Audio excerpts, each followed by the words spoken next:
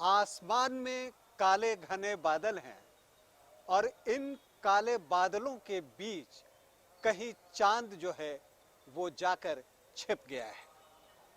लेकिन आपको यकीन दिलाता हूं कि ये चांद अब हमसे ज्यादा दिन छिपकर रह नहीं सकेगा। इसकी लुका छिपी का खेल अब खत्म होने वाला है, क्योंकि हमारे चंद्रयान 3 ने शुरू कर दिया है चंद्रमा तक का सफर। नमस्कार, आप देख रहे हैं न्यूज बाइस्कोप और मैं हूं राकेश रंजन। श्री हरिकोटा के सतीश धवन अंतरिक्ष केंद्र से शुक्रवार 14 जुलाई को चंद्रयान 3 का लॉन्च किया गया और ये लॉन्च जो है वो सफल रहा है और ये बड़ी खुशखबरी है। चंद्रयान 3 कब तक पहुंचेगा आपको चांद तक, आज ये भी आपको बताने जा रहा हूं। लेकिन पहले बता दूं, दोपहर 2:35 पर चंद्रयान को लॉन्च किया गया और यहां पर जो है फैट बॉय रॉकेट जिसे आप कहते हैं, उसके जरिए चंद्रयान को लॉन्च किया गया। फैट बॉय मतलब LVM-3M4 रॉकेट के जरिए इसे लॉन्च किया गया। ये रॉकेट जो है भारी चीजों को लेकर ऊपर की ओर जाता है और इसलिए इसे फैट बॉय कहा जाता है। लॉन्चिंग के बाद सबसे पहले अगर हम बात करें तो बूस्टर और पेलोड को अलग किया गया और तीसरे और अंतिम चरण में क्रायोजेनिक इंजन स्टार्ट हुआ और इसके बाद हमारा चंद्रयान 3 चंद्रमा की ओर तेजी से आगे बढ़ने लगा।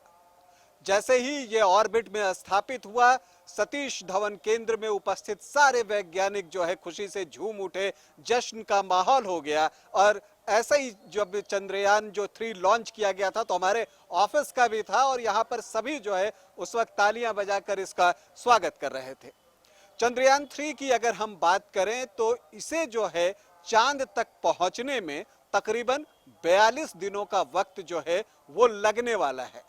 अगर आप चंद्रयान 2 से इसकी तुलना करें तो चंद्रयान 2 जो है 48 दिनों में चांद पर पहुंचा था, तो चंद्रयान 3 को जो है 42 दिनों में चांद पर पहुंचाने का इसरो का इरादा है। मतलब कि पहले से कम समय लगेगा और जो अभी बातें बताई जा रही है उसके अनुसार 23 अगस्त को शाम 5:47 पर चंद्रयान 3 का जो लैंडर विक्रम है वो लैंड करेगा चांद पर। तो आपको ये बता दूं, हालांकि इस स्थिति में परिवर्तन हो सकता है, कुछ फैक्टर्स जो है वो काउंट में लिए जा सकते हैं, लेकिन जो अभी बातें कही जा रही हैं वो यही है।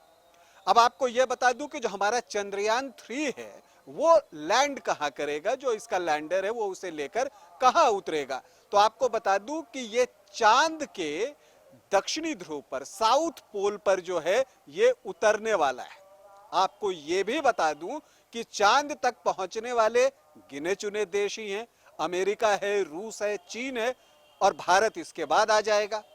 तो अब आप समझिए कि ये 3 देश भी साउथ पोल पर नहीं उतरे हैं। तो भारत अगर साउथ पोल पर सफल लैंडिंग कर लेता है तो ऐसा करने वाला वो दुनिया का पहला देश बन जाएगा और ये ऐतिहासिक होगा। तो ये बातें हैं। अब चुनौतियां क्या क्या हैं अगर हम उसे देखने की कोशिश करें तो देखिए, सबसे पहली चुनौती जो है वो ये है कि चांद पर सॉफ्ट लैंडिंग हो लैंडर की, ये सबसे ज्यादा जरूरी है।